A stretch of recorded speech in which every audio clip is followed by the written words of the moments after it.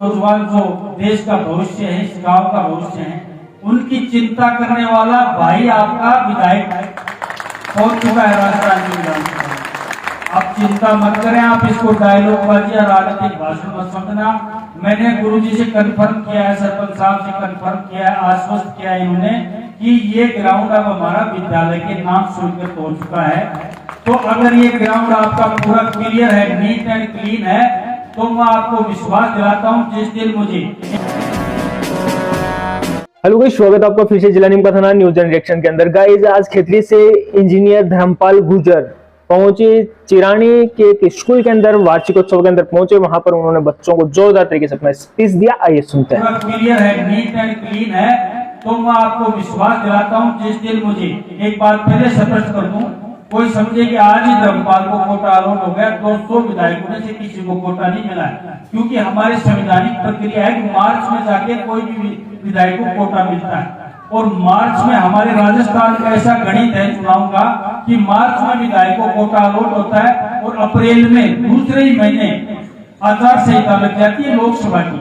लोकसभा का चुनाव हमारा मई में होता है, इसलिए राजस्थान का विधायक 6 महीने अपने कोटे से पैसे खर्च नहीं कर सकता।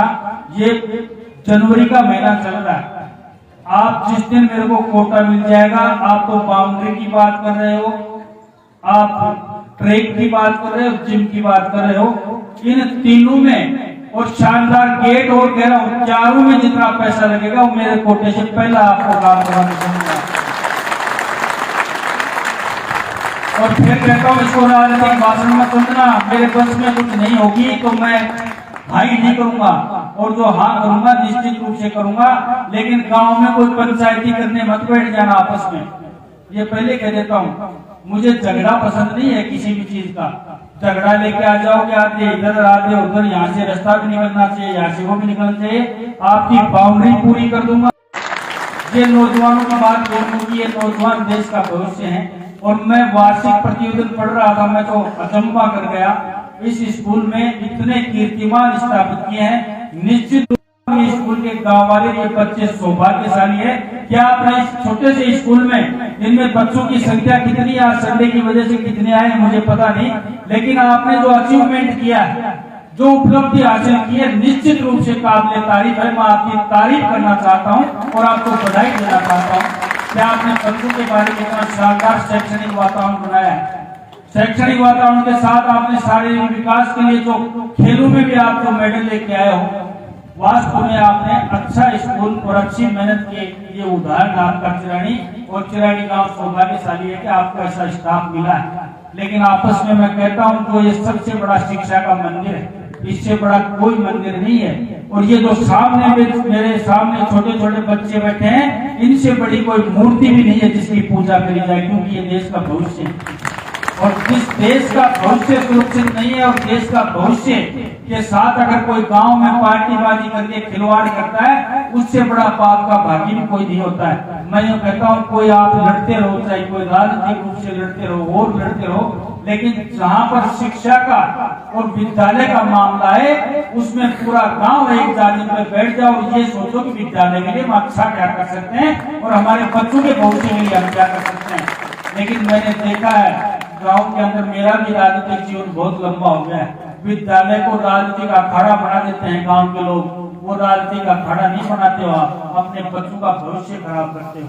अगर राजनीतिक अखाड़ा बनेगा तो अध्यापक भी परवाह नहीं करेगा। अगर आप इनको संपर्क करोगे, इनको सहयोग करोगे, इनका उत्साह बढ़ाओगे, तो आपके बच्चों का ही भविष्य सुरक्षित करोगे आप।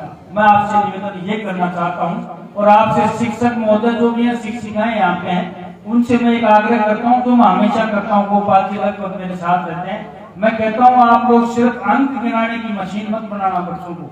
मैंने 99% लिया है, मैं 80% लिया है, मैं 85% लिया है। 10वीं फेल लड़कों ने भी भविष्य में जाके दुनिया में नाम रोशन किया है। सचिन तेंदुलकर ज्यादा पढ़ा लिखा नहीं है।